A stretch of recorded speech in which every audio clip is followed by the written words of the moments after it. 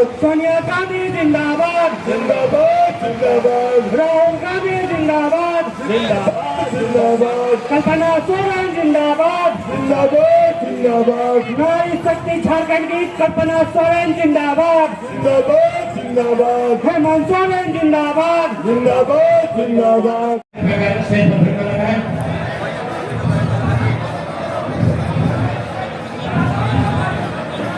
सामने से निकल कर हट जाए,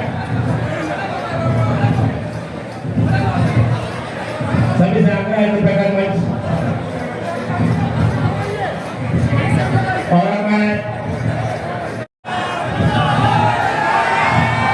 कल्पना सोरेन जिंदाबाद, कल्पना सोरेन जिंदाबाद, मेघना सेन जिंदाबाद, मेघना सेन जिंदाबाद, शिबू सोरेन जिंदाबाद।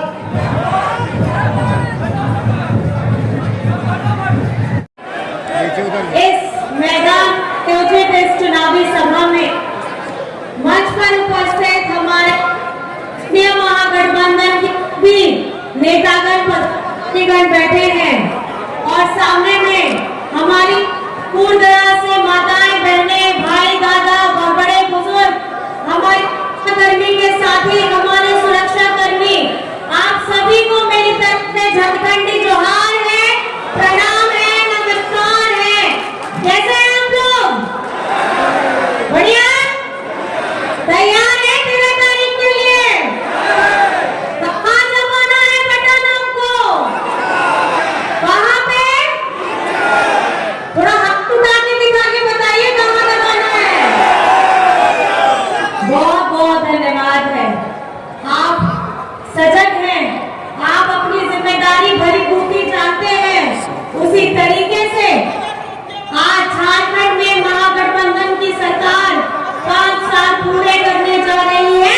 बहुत जोर से धन्यवाद है आप लोगों का और बहुत जबरदस्त धन्यवाद है हमारे महागठबंधन के साथियों का, जो इस विषम परिस्थिति में भी, जब झारखंड नहीं, पूरे देश में नहीं, पूरे विश्व में जब कोविड आया था, तो हमारे महागठबंधन के लोगों ने हेमंत जी के साथ में लड़ करके अपने घर से बाहर निकले थे, अपने जान की परवाह नहीं की थी और उस कोविड के समय में भी हमारे राज्य के बाहर में फंसे हुए मजदूर, प्रवासी लोग, सब लोगों को वापस लाने का काम किया था।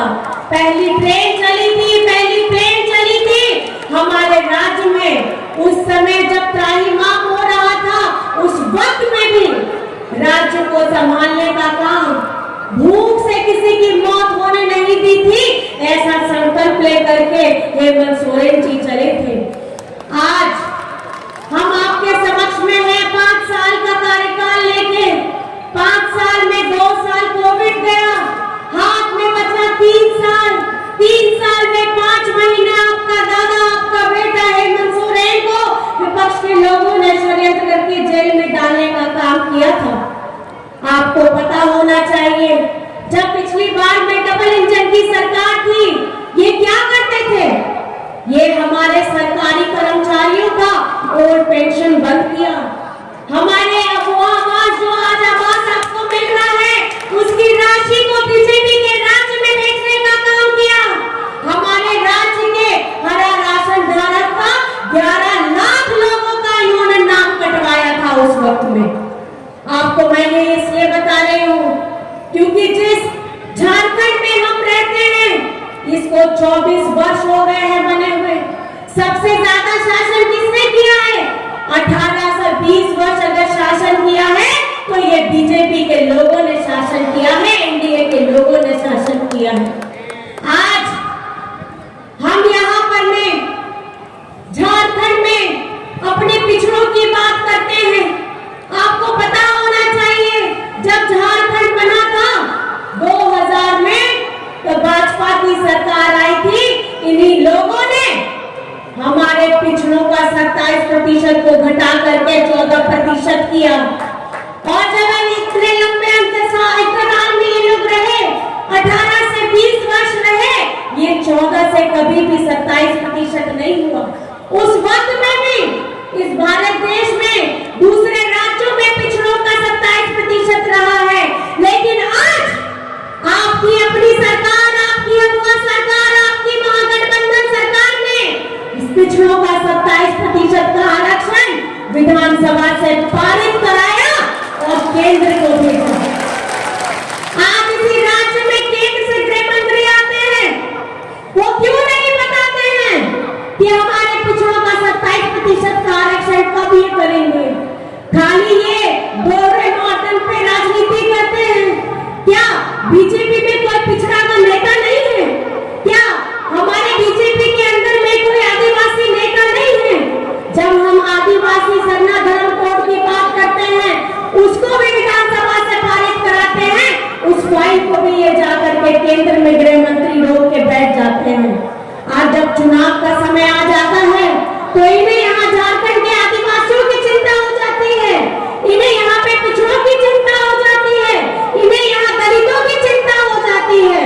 तब ये कहाँ गए थे जब इसी भारत देश का एक ऐसा राज्य चल रहा था जहाँ आदिवासी बेटियों के साथ कैसा दुर्व्यवहार, उनके साथ किस तरीके की भावना की गई, ये सारा देश जानता है। और वहाँ सरकार किसकी थी? वहाँ सरकार बीजेपी की थी। इनकी एक भी हिम्मत नहीं हुई।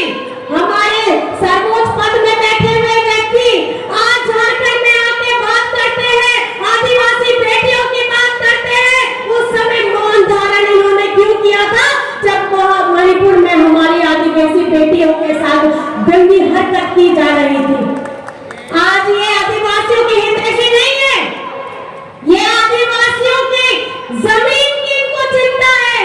इनकी पहली नजर उस जमीन के अंदर में दबे खजाने की चिंता है, जिनका ये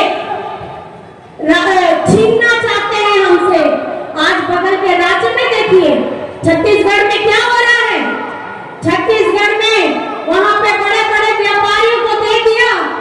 हसदेव जंगल जो परसों बरस से जहां पर में आदिवासी समाज रहता था, आज उन लोगों को वहां से हटाने का काम किया, उन व्यापारियों को दे दिया और इतने इतने जंगल काट दिए गए सिर्फ वो खजाना निकालने के लिए जो जमीन के अंदर थे।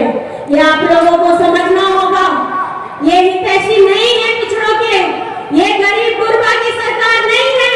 ये सरकार जो केंद्र में बैठी है, ये धन कुबेरों की सरकार है।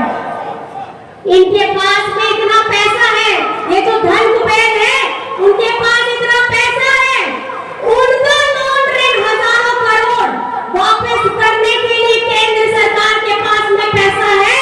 लेकिन हमारे किसान भाइयों का जो अपना रोजी रोटी अपने देश को अन्न देता है और अपना सब कुछ गिरवी रख करके इस देश के लोगों को खाना खिलाता है, उन किसानों का ऋण देने के लिए केंद्र सरकार के पास में पैसा नहीं है।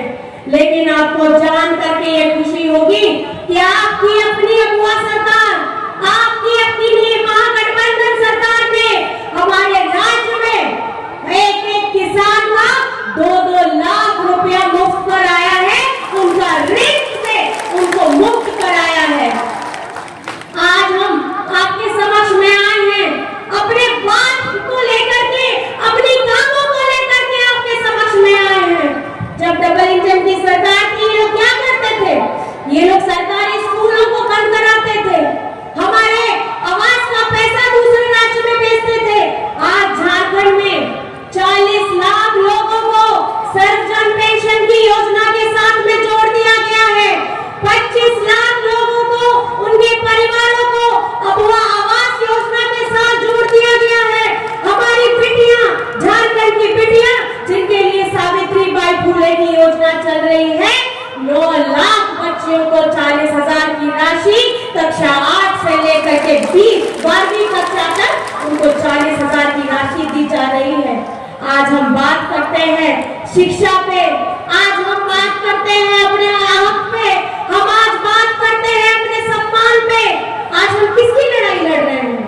आज हेमंत सोरेन जी हर मंच से, हर जगह से कितनी बार चिट्ठी केंद्र को भेज चुके हैं कि हमारा 1,36,000 करोड़ वापस करो।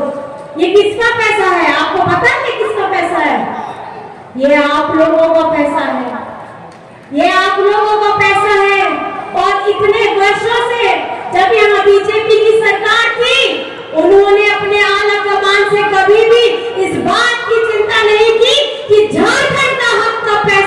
और झारखंड के विकास के लिए पैसा लाया जाए। आज हेमंत सोरेन जी आपकी आवाज को बुलंद कर रहे हैं। आज हम ये यहाँ आते हैं, ये हमें बांटने की बात सिखाते हैं। क्यों नहीं, जब चुनाव नहीं होता है तो आप 3-3 महीने में आइए।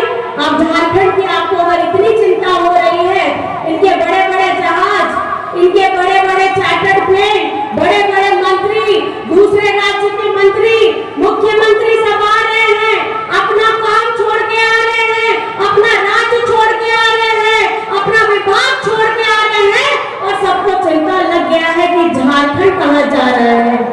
अगर आप देखेंगे झारखंड में बीजेपी के 20 वर्षों का काम, और अगर आप झारखंड में देखेंगे आपकी सरकार, महागठबंधन सरकार का 5 वर्ष का काम, जो 5 वर्ष भी नहीं है, 2.5 साल का अगर आपका है, तो आपको पता चलेगा हेमंत सोरेन जी ने ऐसी गहरी और लंबी लकीर खींची है जो आज तक किसी ने झारखंड के विकास के लिए ऐसा सोच ही नहीं रखा है।